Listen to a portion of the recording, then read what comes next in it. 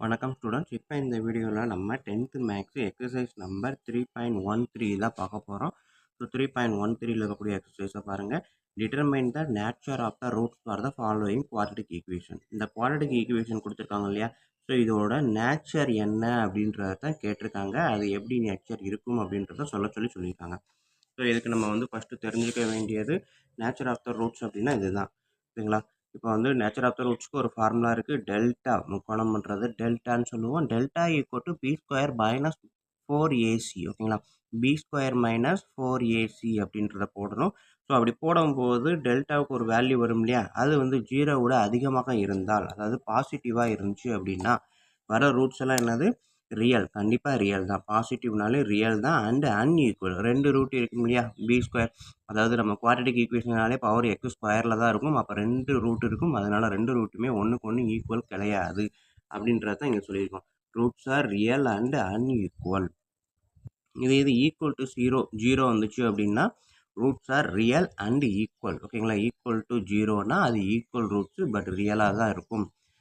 இது 0 அதிகமாக இருந்தாலும் ரியல் தான், பட் அன்ஈக்குவல், ஓகேங்களா? ரெண்டையுமே அண்டர்ஸ்டாண்ட் பண்ணிக்கோங்க. 0 அதிகமாக இருந்தால் roots are real, but equal to 0னா அதுவும் ஈக்குவல் தான். 0 அதிகம்னா அன்ஈக்குவல். இது 0 கம்மி, டெல்டாவோட வேல்யூ நெகட்டிவாக இருந்தால் நோ ரியல் ரூட்ஸ், ரியல் ரூட்டே கிடையாது அப்படின்னு அர்த்தம், ஓகேங்களா? எல்லாமே என்னது இமேஜினரி தான் அப்படின்ற மாதிரி சொல்லிடலாம். ஸோ இப்போ அதில் இருக்கக்கூடிய ஃபஸ்ட்டு எக்ஸசைஸை எடுத்து எழுதியிருக்கேன். 15x² + 11x + 2 = 0. ஸோ இதை பார்த்தீங்க அப்படின்னா நம்மளுக்கு இருக்கக்கூடிய ஈக்குவேஷன் ஃபார்மேட் பார்த்தீங்கன்னா ax² + bx + c = 0. இந்த ஃபார்மில் தான் நமக்கு குவாட்ரடிக் ஈக்குவேஷன் இருக்கணும். ஸோ இங்கே பார்த்தீங்கன்னா அதே ஃபார்மில் தான் இருக்குது. அப்போ x², இந்த பவரில் ஸ்கொயர் இருக்கு இல்லையா? இங்கே x² இருந்தால் இங்கே x இருக்கணும், y² இருந்தால் y இருக்கணும். ஸோ அப்படி எடுக்கும்போது இங்கே x² இருந்துச்சு அப்படின்னா x²க்கு முன்னாடி என்ன இருக்கோ அதுதான் a.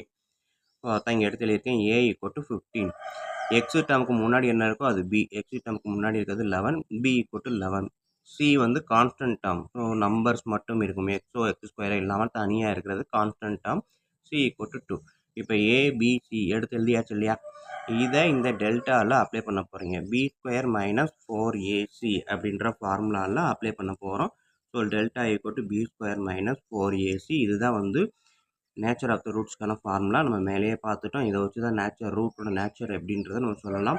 ஸோ இப்போ பார்த்தீங்க அப்படின்னா டெல்டாவில் அப்ளை பண்ணுறேன். பியோட வேல்யூ 11, அப்போ 11², b² பதிலாக 11². ஸ்டூடெண்ட்ஸ் கொஞ்சம் நல்லா கவனிச்சுக்கோங்க. இங்கே பார்த்தீங்கன்னா நான் ப்ராக்கெட் போட்டு தான் போடுறேன். -4. ஸோ 4 அப்படியே எடுத்து எழுதுகிறேன். ஏவோட வேல்யூ 15, சியோட வேல்யூ 2. ஸோ இதை ஃபுல்லாக மல்டிபிள் பண்ணி பாருங்கள். 11² 121 மைனஸ் 4 × 15 எவ்வளோ வரும்? 60. 60 × 2 120. மல்டிபிள் பண்ணால் 120. 121 மைனஸ் 120. ஸோ சப்ராக்ட் பண்ணேன்னா எனக்கு ஆன்சர் என்ன வரும்? டெல்டா = 1, ஓகேங்களா? 121லேருந்து 120 சப்ராக்ட் பண்ணால் டெல்டா = 1. ஸோ அப்போ டெல்டா என்னது கன்ஃபார்ம் பண்ணிடலாம், 0 அதிகம், ஓகேங்களா? ஸோ அப்போ நம்ம ஏற்கனவே மேலே பார்த்ததில் nature of the roots are real and unequal, ஓகேங்களா? ரூட் பாசிட்டிவில் வந்துச்சுன்னா 2 ரூட்ஸுமே ஒன்றுக்கு ஒன்று ரியலாகவும் இருக்கும், பட் அன்ஈக்குவல் தான் அப்படின்ற மாதிரியும் சொல்லிடலாம், ஓகேங்களா? ஸோ இதுதான் நம்மளுக்குரிய ஃபஸ்ட்டு எக்ஸசைஸ்க்கான டெரிவேஷன், ஓகேங்களா? ஸோ இதை வச்சு டிட்டர்மின் பண்ணியாச்சு roots are real and unequal அப்படின்ட்டு. ஸ்டூடெண்ட் இதில் நீங்கள் மைண்டில் வச்சுக்கக்கூடிய விஷயம் என்ன அப்படின்னா, இந்த b² அப்படின்றப்ப ஸ்கொயர் போடுறதுக்கு முன்னாடி டேர்மில் என்ன இருக்கோ எல்லாத்தையுமே ப்ராக்கெட்டில் போடுங்க. அதேமாதிரி 4 நான் இன்டிவிஜுவலாக போட்டேன், பட் ஏவோட வேல்யூ என்ன வந்தாலும் ப்ராக்கெட்டில் போடுங்க, சியோட வேல்யூ என்ன வந்தாலும் ப்ராக்கெட்டில் போடுங்க. அப்படி போட்டால் தான் இது எல்லாம் மல்டிப்ளிகேஷன் அப்படின்றது உங்களுக்கு மனசில் இருக்கும். அது போக உள்ள மைனஸோ ப்ளஸோ மைனஸ் இருந்துச்சு, இல்லை 2 டேர்மாக இருந்துச்சு அப்படின்னா அந்த ப்ராக்கெட் போட்டிங்கன்னா அது கரெக்டாக உங்களுக்கு ஐடென்டிஃபை ஆகும், ஓகேங்களா? அப்படி இல்லை அப்படின்னா நீங்கள் அந்த இடத்துல ஒரு மைனஸ் இருந்துச்சு அப்படின்னா என்ன பண்ணுவீங்க? -4 -5 அப்படின்றப்ப -9 அப்படின்னு சில நேரங்களில் மறந்து எழுத சான்ஸ் இருக்கும். ஸோ அதனால இந்த சொல்கிற ப்ரொசீஜர் என்ன அப்படின்னா, எந்த ஒரு வேல்யூவையும் நம்ம சப்ஸ்டியூட் பண்ணும்போது ப்ராக்கெட்டுக்குள்ளே போட்டு சப்ஸ்டியூட் பண்ணி பழகிருங்க. இந்த இடம் இல்லை, எல்லா இடத்துலையுமே. அப்படின்னா தான் அது மல்டிப்ளிகேஷனில் வரும். ஸோ மல்டிப்ளிகேஷன் அப்படின்னா நம்மளுக்கு ஈஸியாக ஆன்சர் கால்குலேட் பண்ணிடலாம், ஓகேங்களா? ஸோ நெக்ஸ்ட்டு பார்த்தீங்க அப்படின்னா செகண்ட் சம்மு, அதாவது இதுலேயே செகண்ட் டிவிஷன் என்ன கொடுத்துருக்காங்க? x² - x - 1 = 0, ஓகேங்களா? ஸோ இப்போ பார்த்தீங்க அப்படின்னா நான் அதை அப்படியே எடுத்து எழுதுகிறேன். x² - x - 1 = 0. ஸோ இதுவுமே நம்மளுக்கு என்ன ஃபார்மேட்டில் இருக்குது? a² + bx + c அப்படின்ற ஃபார்மேட்டில் தான் இருக்குது, ஓகேங்களா? ஸோ அப்போ எக்ஸ் ஸ்கொயருக்கு பக்கத்தில் என்ன இருந்தாலும் அது ஏ 1. எக்ஸ் ஸ்கொயர் பக்கத்தில் இது எதுவுமே இல்லை. எதுவுமே இல்லைன்னா என்ன அர்த்தம்? 1 இருக்கிறதா அர்த்தம். ஓகேங்களா? ஸோ அப்போ ஏ = 1. எக்ஸுக்கு முன்னாடி எதுவுமே இல்லைன்னு சொல்லக்கூடாது. எதுவுமே இல்லைன்னா 1 இருக்குது. பட் வந்து இந்த சைன் இருக்கு இல்லையா? சைனோட சேர்த்து எழுதணும், மறந்துடாதீங்க. ஓகேங்களா? நம்ம இதுக்கு முன்னாடிலாம் பார்த்தீங்கன்னா சைனோட சேர்க்க மாட்டோம். ஏன்னா ப்ளஸ் எதுவுமே போடலைன்னா அது ப்ளஸ் அப்படின்றப்ப இதெல்லாம் ப்ளஸ்ல இருந்ததுனால ஒன்றும் போடலை. பட் இங்கே வந்து மைனஸில் இருக்குது. ஸோ சைனோட கண்டிப்பாக b = -1, c = -1. சைனை சேர்த்து எழுதுங்க. ஸோ இதுக்கப்புறம் நம்மளுக்கு இருக்கக்கூடிய நேச்சர் ஆஃப் த ரூட்ஸ்க்கான ஃபார்முலா டெல்டா = b² - 4ac. ஓகேங்களா? ஸோ இப்போ பியோட வேல்யூ -1. இப்போ உங்களுக்கு புரியும். இந்த இடத்துல ப்ராக்கெட்டில் போட்டிருக்கேன் பாருங்கள். -1னா ப்ராக்கெட்டுக்குள்ளே போட்டு ஸ்கொயர் போட்டிருப்பேன். அப்போ இந்த ஸ்கொயர் மைனஸ்க்கும் 1க்கும் சேர்த்து தான். ஓகேங்களா? அடுத்தது மைனஸ் இந்த 4 ஏவோட டேட்டா 1 ப்ராக்கெட்டில் போட்டிருக்கேன். சியோட டேட்டா -1 ப்ராக்கெட்டில் போட்டிருக்கேன். ஸோ ப்ராக்கெட்டில் இருந்துச்சு அப்படின்னா நடுவில் எதுவுமே இல்லைன்னா எல்லாமே மல்டிப்ளிகேஷன் 4 × 1 × -1. ஓகேங்களா? ஸோ அப்போ -1 whole square. So -1 whole square அப்படின்றப்ப -1 × -1 minus into minus plus 1 × 1 1. So இது -1ஓட ஹோல் ஸ்கொயர் வந்து என்ன வரும்? +1ன்னு வரும். -4 × 1 × -1. ஸோ 1ஆல் எதை மல்டிப்ளை பண்ணாலும் 1 தான், அதே நம்பர் தான். ஸோ 4 × -1. ஸோ அதே தான் இங்கே -4 இருக்குது, இன்ட்டு -1 இருக்குது. Minus into minus plus 1 × 4 4. ஓகேங்களா? ஸோ அப்போ பார்த்தீங்கன்னா 1 + 4 என்ன வரும்? 5. ஓகேங்களா? ஸோ அதான் இங்கே எழுதுகிறேன். டெல்டா = 5. 5ன்றது 0 விட அதிகம். அப்போ roots are real and unequal சொல்லலாமா? 0 விட அதிகம்னாலே பாசிட்டிவ்னாலே ரூட்ஸ் வந்து என்னது? ரியல் தான். பட் வந்து என்னது? அன்ஈக்குவல் அப்படின்றத நம்ம தைரியமாக சொல்லிடலாம். ஓகேங்களா? ஸோ இதுதான் வந்து நம்மளுக்கு இருக்கக்கூடிய செகண்ட் டிவிஷன். நெக்ஸ்ட் நம்ம தேர்ட் டிவிஷன் பார்ப்போம். நீங்கள் தேர்ட் டிவிஷன் பாருங்கள். Square root of 2t² - 3t + 3√2 = 0. ஓகேங்களா? இதுதான் நம்ம கொடுத்துருக்கக்கூடிய தேர்டு டிவிஷன். ஸோ தேர்டு டிவிஷனை நான் கொஸ்டினை அப்படியே எடுத்து எழுதியிருக்கேன். Square root of 2 × t² - 3t + 3√2 = 0. So இது பார்த்தீங்க அப்படின்னா நம்மளுக்கு இருக்கக்கூடிய ஃபார்ம் வந்து ax² + bx + c அப்படின்ற ஃபார்முலா இருக்கா அப்படின்னு பார்க்கணும். x² பதில் t² இருக்குது, எக்ஸுக்கு பதில் t இருக்குது. ஸோ அப்போ ரெண்டு ஃபார்முமே ஈக்குவலாக தான் இருக்குது. இந்த ஃபார்மில் தான் கொடுத்துருக்குது இருக்குது அப்படின்றத கன்ஃபார்ம் பண்ணிடலாம். ஸோ அப்போ t² x² இங்கே t²க்கு முன்னாடி என்ன இருக்கோ அதுதான் a. ஓகேங்களா? t² எடுத்துகிட்டு ஏவை எடுத்து எழுதியாச்சா? √2. டீக்கு முன்னாடி என்ன இருக்கோ அது b. ஸோ சைனோட சேர்த்து எழுதுங்க. b = -3. அடுத்தது கான்ஸ்டன்ட் டேர்ம் c = 3 - √2. ஓகேங்களா? ஸோ நெக்ஸ்ட்டு நம்மளுக்கு இருக்கக்கூடியது இந்த நேச்சர் ஆஃப் த ரூட்டு. அதோட ஈக்குவேஷன் என்ன அப்படின்னு பார்த்தீங்கன்னா டெல்டா = b² - 4ac. இந்த ஃபார்முலா தான். ஸோ பிக்கான டேட்டா -3ன்றப்ப -3 ஹோல் ஸ்கொயர் ப்ராக்கெட் 2ல் போடுங்க, மறந்துடாதீங்க. ஓகேங்களா? மறுபடியும் சொல்கிறேன். நம்ம ப்ராக்கெட்டை போடாமல் போட்டிங்கன்னா இந்த மைனஸ் தனியாகவே கடைசி வரைக்கும் வரும். சில நேரங்களில் மைனஸ் மறந்துருக்க சான்ஸும் இருக்கும். ஸோ அதனால் ப்ராக்கெட்டை போட்டு -3 ஹோல் ஸ்கொயர் -4 ஏக்கு பதிலாக √2, சிக்கு பதிலாக 3√2. ஓகேங்களா? இப்போ -3 ஹோல் ஸ்கொயர் அப்படின்றப்ப நம்மளுக்கு ஏற்கனவே தெரியும் -3 × -3. So minus into minus plus 3 × 3 9. இதுதான் -3 ஹோல் ஸ்கொயர்ன்றப்ப 9 ஆன்சர். நெக்ஸ்ட்டு பார்த்தீங்கன்னா இந்த மைனஸ் அப்படியே எழுதிட்டேன், 4 எழுதிட்டேன், இந்த 3ஐயும் எழுதிட்டேன். ஓகேங்களா? √2 × √2 இது நம்ம வந்து நிறைய இடத்துல பார்த்துட்டோம். 2 ஸ்கொயர் ரூட் நம்பரை மல்டிபிள் பண்ணிங்கன்னா அது வந்து என்னது? ஹோல் நம்பராக கிடைக்கும். ஓகேங்களா? √2 × √2 = 2. √3 × √3 = என்னது? 3. ஸோ இந்த மாதிரி தான். அப்போ √2 × √2 ரெண்டையும் மல்டிபிள் பண்ணால் எனக்கு வந்து 2 கிடைக்குது. ஓகேங்களா? இதுவும் மல்டிபிள் பண்ணும்போது எனக்கு வந்து ஆன்சர் 2ன்னு கிடச்சிருச்சு. ஸோ நெக்ஸ்ட் ஸ்டெப்பு இந்த -9 அப்படியே எழுதிட்டேன், மைனஸ் எழுதிட்டேன். 4 3s are 12. 12 × 2 24. ஓகேங்களா? ஸோ அப்போ டெல்டா = 9 - 24 என்ன ஆன்சர் வரும்? நெகட்டிவில் தான் வரும். ஏன்னா பெரிய நம்பர் நெகட்டிவில் இருக்கிறதுனால -15. ஸோ -15 <0. 0 விட கம்மி தானே இது நம்ம தான் எழுதணும். ஓகேங்களா? 0 விட கம்மின்றப்ப நோ ரியல் ரூட்ஸே கிடையாது இந்த சம்மை பொறுத்த வரைக்கும் அப்படின்னு கன்ஃபார்ம் பண்ணிடலாம். ஓகேங்களா?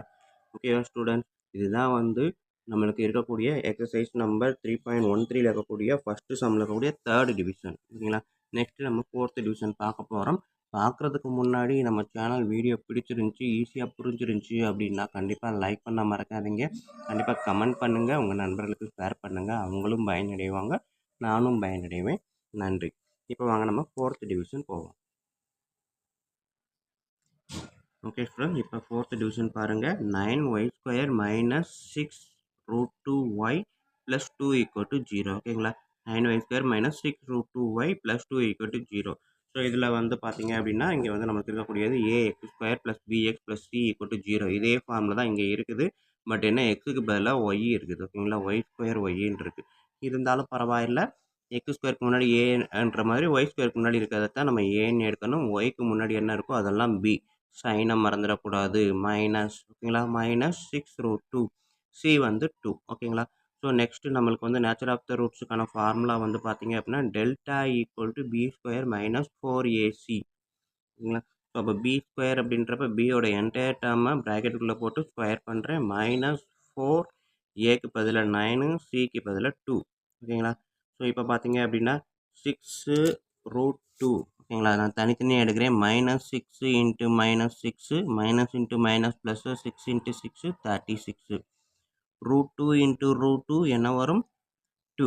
ஸோ அதை அப்படியே எழுதியிருக்கேன். 36 × 2. ஓகேங்களா? √2 தனியாகவும் -6 தனியாகவும் போட்டு அப்படியே வச்சுருக்கேன். நெக்ஸ்ட் ஸ்டெப்பில் மல்டிபிள் பண்ணிக்கலாம் அப்படின்றக்காக வச்சுருக்கேன். அடுத்தது -4 × 9 36. இந்த 2 அப்படியே வச்சுருக்கேன். ஸோ நெக்ஸ்ட் ஸ்டெப்பு பாருங்கள். 36 × 2 மல்டிபிள் பண்ணால் ஆன்சர் 72 மைனஸ் 72. ஓகேங்களா? 72 மைனஸ் 72 0. ஸோ இதை மல்டிபிள் பண்ணி நான் எழுதலாம். சரி, இது ரெண்டுமே பார்த்தீங்கன்னா சேமாக தான் இருக்குது. 36 × 2 மைனஸ் 36 × 2. ஸோ ரெண்டுமே சேமாக இருக்கிறதுனால டைரெக்டாகவும் 0ன்னு எழுதலாம். ஓகேங்களா? ஸோ இல்லை உங்களுக்கு இந்த ஸ்டெப்ஸ் நான் கண்டிப்பாக எழுதி ஆகணும் அப்படின்னு நினச்சிங்கன்னா கூட மல்டிபிள் பண்ணி எழுதலாம். ஓகேங்களா? ஸோ அப்போ டெல்டா = 0 அப்படின்றது கிடச்சிருச்சு. இது பார்த்தீங்கன்னா நமக்கு நேச்சர் ஆஃப் த ரூட்ஸில் =0, டெல்டா =0ன்றப்ப ரூட்ஸ் ஆர் ஈக்குவல். ஓகேங்களா? இந்த இடத்துல இதை எழுதணும் கூட அவசியம் இல்லை. ஏன்னா டெல்டா =0 அப்படின்றப்ப therefore roots are equal. Real and equal. ஓகேங்களா? ரூட்ஸ் ஆர் ஈக்குவல் மட்டும் போதாது, ரியலையும் சேர்த்துக்கோங்க. Real and equal. ஓகேவா student? Roots are real and equal. இதே இது பாசிட்டிவாக இருந்தால் roots are real and unequal அப்படின்னு சொல்லியிருப்போம். ஈக்குவல் டு 0ன்றப்ப ரியல் அண்ட் ஈக்குவல் அப்படின்னு சொல்லியிருப்போம். ஓகேங்களா? ஸோ ரெண்டையுமே மைண்டில் வச்சுக்கோங்க. நெக்ஸ்ட் நம்ம பார்க்க போகிறது டிவிஷன் நம்பர் 5. ஓகே ஸ்டூடெண்ட், இப்போ நம்ம பார்க்க போகிறது 10th மேக்ஸ் எக்ஸசைஸ் 3.13ல் இருக்கக்கூடிய ஃபஸ்ட்டு சம்மில் கூடிய 5th டிவிஷன் தான். இதை பாருங்களேன். என்னது? 9a² b² x² minus 24abcdx plus 16c²d² = 0. So இதில் பார்த்தீங்கன்னா ஏபி எக்ஸு சிடி எல்லாமே கலந்துருக்குது. நம்மளுக்கு மைண்டில் தெரிய வேண்டியது என்ன அப்படின்னா நம்மளுக்கான ஜென்ரல் ஈக்குவேஷன் என்னது? ax² + bx + c = 0. அதுதான். ஸோ அதன்படி பார்த்தீங்கன்னா நம்மளுக்கு இந்த x² மட்டும்தான் மைண்டில் வரும், கண்ணில் தெரியும். ஓகேங்களா? அதே மாதிரி இங்கே எக்ஸ் மட்டும்தான் கண்ணில் தெரியும். ஸோ ரிமைனிங் டேர்ம் ஃபுல்லாக என்னது? ஏ. இதில் இருக்க ரிமைனிங் டேர்ம் ஃபுல்லாக என்னது? டி வரைக்கும் பி. இதில் இருக்க என்டையர் டேர்ம் சி அப்படின்றத மைண்டில் வச்சுக்கலாம். இதில் ஒரு ஹிண்ட்ஸ் கொடுத்துருக்காங்க பாருங்கள். ஏ நாட் ஈக்குவல் டு 0 அப்படின்னு கொடுத்துருக்காங்க. அதாவது ஏ நாட் ஈக்குவல் டு 0னா இந்த இடத்துல ஏக்கு பதில் 0 போட்டு பாருங்கள். 0 போட்டால் என்ன ஆகும்? என்டையர் டீமே 0 ஆகும். 0 × x² 0. ஸோ அப்போ x² டேர்மே 0 ஆயிடுச்சு அப்படின்னா இது வந்து என்னது? குவாட்ரேட்டிக் ஈக்குவேஷனே கிடையாது. குவாட்ரேட்டிக் ஈக்குவேஷன்னா கண்டிப்பாக எக்ஸோட பவரில் 2 இருந்தே ஆகணும். ஓகேங்களா? எக்ஸோட பவரில் 2 இருந்தே ஆகணும். ஏதோ ஒரு நம்பர் எக்ஸோ ஒய்யோ டியோ அதில் பவரில் 2 இருந்தால் மட்டும்தான் அது குவாட்ரேட்டிக் ஈக்குவேஷன். ஸோ அப்போ ஏக்கு 0 போட்டால் இது என்டையர் டேர்மே 0 ஆயிடுச்சுன்னா x² டேர்மே இல்லாமல் போயிடும். அப்போ இது குவாட்ரேட்டிக் ஈக்குவேஷனே கிடையாது. ஸோ அதுக்காக தான் ஏ நாட் ஈக்குவல் டு 0. அதே மாதிரி B not equal to 0. B 0 போட்டாலும் எக்ஸ் போயிடும் அப்படின்றக்காக. ஓகேங்களா?